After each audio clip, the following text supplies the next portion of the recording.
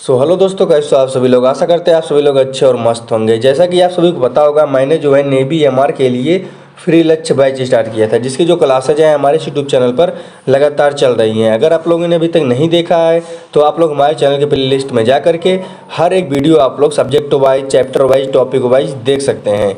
तो चलिए दोस्तों, अब हम आज की इस वीडियो को शुरू करते हैं।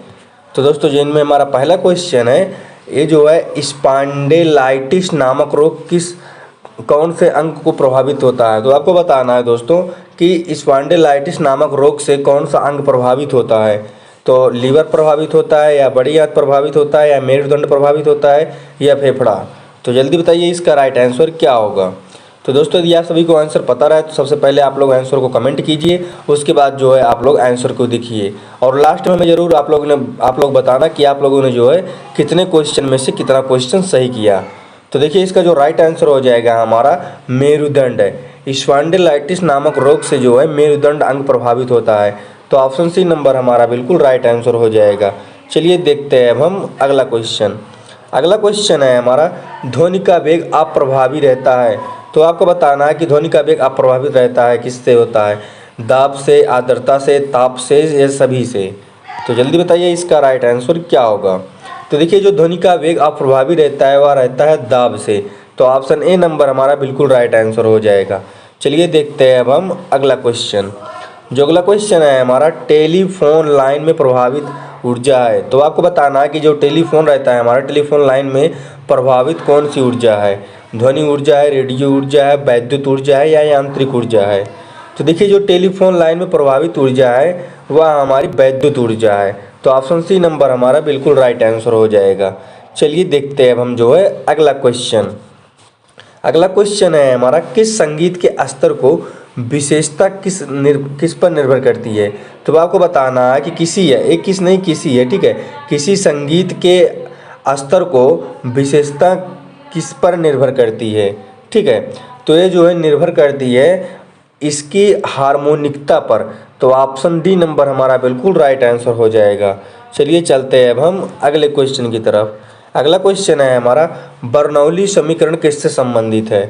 तो आपको बताना है जो बर्नौली समीकरण है यह जो है किससे संबंधित है। विद्युत धारा का प्रवाह से, ऊष्मा का प्रवाह से, द्रवों का प्रवाह से, या प्रकाश विद्युत प्रवाह से।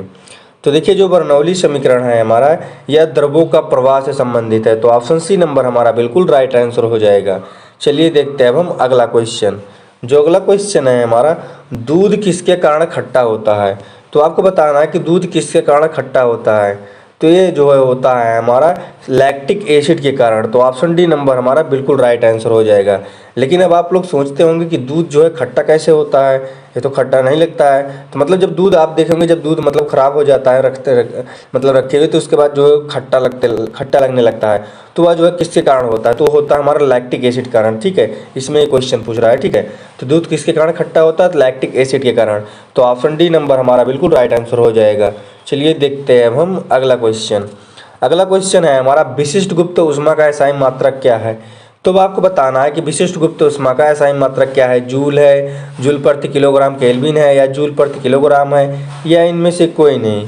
तो देखिए, जो विशिष्ट ऊष्मा का एसआई मात्रक है वह जूल प्रति किलोग्राम है। तो ऑप्शन सी नंबर हमारा बिल्कुल राइट आंसर हो जाएगा। चलिए देखते हैं अब हम अगला क्वेश्चन। जो अगला क्वेश्चन है हमारा, एक नैनो होता है। आपको बताना है कि एक नैनो कितने के बराबर होता है। 10⁻⁹, 10⁻⁻12, 10⁻⁹, या 10⁻8। तो जल्दी बताइए इसका राइट आंसर क्या होगा। तो देखिए, जो एक नैनो होता है यह बराबर होता है हमारा 10⁻⁹ के। तो ऑप्शन सी नंबर इसमें हमारा बिल्कुल राइट आंसर हो जाएगा। चलिए देखते हैं अब हम अगला क्वेश्चन। तो जो अगला क्वेश्चन है हमारा, अधिकतम परास के लिए प्रक्षेपण कोण बराबर होता है। तो आपको बताना है अधिकतम परास के लिए प्रक्षेपण कोण बराबर होता है किसके बराबर होता है। 45 डिग्री के, 60 डिग्री के, या 90 डिग्री के, या इनमें से कोई नहीं। तो देखिए, अधिकतम परास के लिए जो प्रक्षेपण कोण बराबर होता है यह 45 डिग्री के बराबर होता है। तो ऑप्शन ए नंबर हमारा इसमें बिल्कुल राइट आंसर हो जाएगा। चलिए देखते हैं अब हम अगला क्वेश्चन। जो अगला क्वेश्चन है हमारा, गुरुत्वीय बल है। तो आपको बताना गुरुत्वीय बल इसमें से कौन सा है। संरक्षी है, असंरक्षी है, या उपयुक्त दोनों, या इनमें से कोई नहीं। तो देखिए, जो गुरुत्वीय बल है हमारा वह संरक्षी है। तो ऑप्शन ए नंबर हमारा बिल्कुल इसमें राइट आंसर हो जाएगा। चलिए देखते हैं अब हम अगला क्वेश्चन। अगला क्वेश्चन है हमारा, ताप की वृद्धि से द्रव का पृष्ठ तनाव क्या होता है। अगर ताप में जो है वृद्धि हो तो द्रव का जो तनाव है, पृष्ठ तनाव है, उसमें क्या प्रभाव पड़ेगा, बढ़ेगा या घटेगा या अपवर्तित रहता है या इनमें से कोई नहीं। तो देखिए जब ताप की जो वृद्धि, जब ताप में वृद्धि करेंगे तो जो द्रव का पृष्ठ तनाव है वह घटता है। तो ऑप्शन बी नंबर हमारा बिल्कुल राइट आंसर हो जाएगा। चलिए देखते हैं अब हम अगला क्वेश्चन। अगला क्वेश्चन है हमारा, ध्रुव पर नमन कोण का मान होता है। तो आपको बताना है कि ध्रुवों पर नमन कोण का मान कितना होता है। 30 डिग्री होता है, 60 डिग्री होता है, या 90 डिग्री होता है, या 120 डिग्री होता है। तो जल्दी बताइए इसका राइट आंसर क्या होगा। तो देखिए ध्रुव पर नमन कोण का जो मान है वह 90 डिग्री होता है। तो ऑप्शन सी नंबर जो है हमारा बिल्कुल राइट आंसर हो जाएगा। चलिए चलते हैं अब हम अगले क्वेश्चन की तरफ। अगला क्वेश्चन है हमारा, गैल्वेनोमीटर से मापा जाता है। तो आपको बताना है गैल्वेनोमीटर से क्या मापा जाता है। धारा मापा जाता है, विभवांतर मापा जाता है, या प्रतिरोध मापा जाता है, या इनमें से कोई नहीं। तो देखिए जो हमारा गैल्वेनोमीटर है इससे जो है धारा मापा जाता है। तो ऑप्शन ए नंबर हमारा बिल्कुल राइट आंसर हो जाएगा। चलिए चलते हैं अब हम अगले क्वेश्चन की तरफ।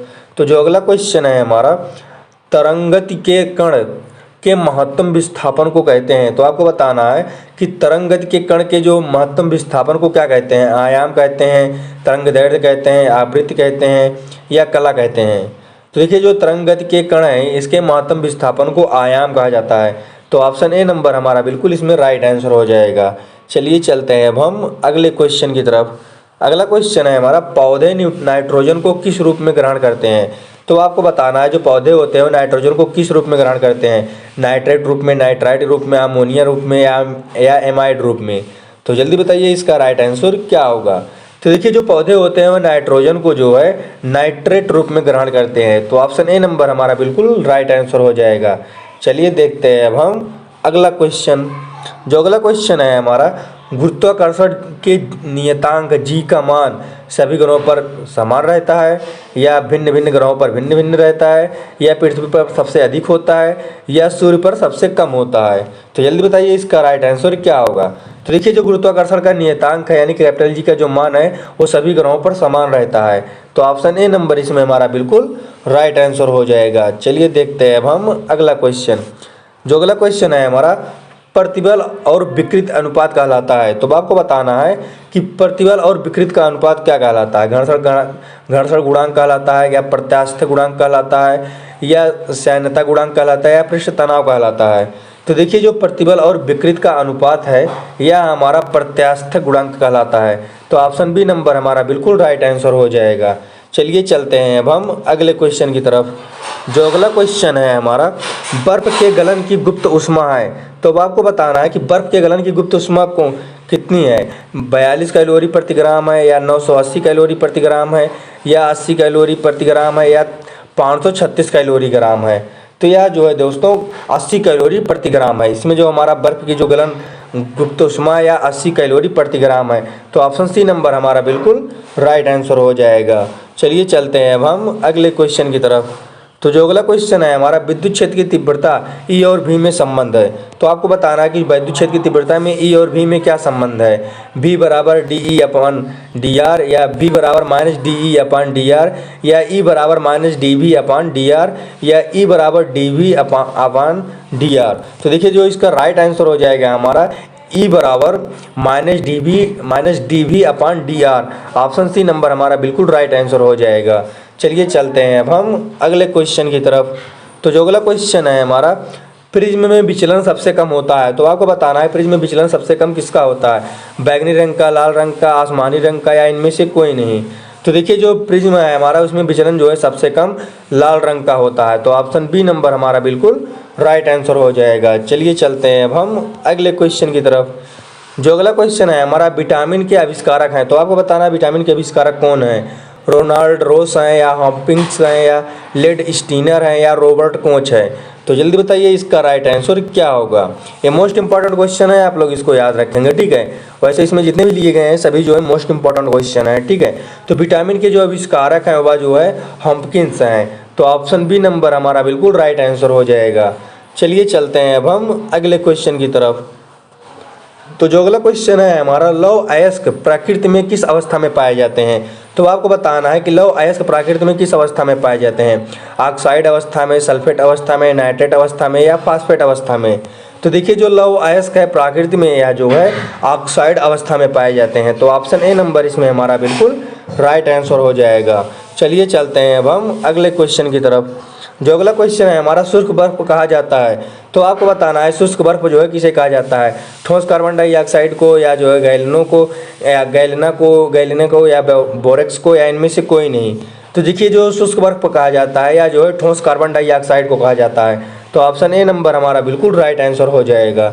चलिए देखते हैं अब हम अगला क्वेश्चन। जो अगला क्वेश्चन है हमारा, सामान्य सूत्र CnH2n वाले यौगिक कहे जाते हैं, एल्कीन कहे जाते हैं, एल्केन कहा जाते हैं या एल्काइन कहा जाते हैं या एल्डिहाइड कहा जाते हैं। तो देखिए जो सामान्य सूत्र CnH2n वाले यौगिक हैं वह जो है एल्कीन कहे जाते हैं। तो ऑप्शन ए नंबर हमारा बिल्कुल राइट आंसर हो जाएगा। चलिए देखते हैं अब हम अगला क्वेश्चन। जो अगला क्वेश्चन है हमारा, रॉकेट को चलाने में प्रयुक्त ईंधन को कहते हैं। तो आपको बताना है कि रॉकेट को चलाने में प्रयुक्त ईंधन को क्या कहते हैं, प्रणोदक कहते हैं, बायोमास कहते हैं, कोल गैस कहते हैं या कोक कहते हैं। तो देखिए इसका जो राइट आंसर हो जाएगा हमारा, रॉकेट को चलाने में प्रयुक्त ईंधन को जो है प्रणोदक कहते हैं। तो ऑप्शन ए नंबर हमारा बिल्कुल राइट आंसर हो जाएगा। तो अब दोस्तों आपको बताना है कि आप लोगों ने जो है 25 क्वेश्चन में से जो है दोस्तों आप लोगों ने कितने क्वेश्चन को सही किया। और दोस्तों जो हमारी क्लासेज हैं लगातार हमारे यूट्यूब चैनल पर जो है लगातार चल रही हैं। अगर दोस्तों आप लोगों ने अभी तक नहीं देखा है तो आप लोग हमारे चैनल के प्लेलिस्ट में जा करके हर एक क्लास, हर एक वीडियो आप लोग जो है दोस्तों subject wise, chapter wise, topic wise आप लोग देख सकते हैं। तो आशा करते हैं आप सभी को यह वीडियो पसंद आया होगा। यदि वीडियो पसंद आया हो चैनल को सब्सक्राइब करके वीडियो को लाइक कर दीजिएगा। मिलते हैं दोस्तों जल्द से जल्द न्यू वीडियो के साथ। तब तक के लिए जय हिंद, जय भारत।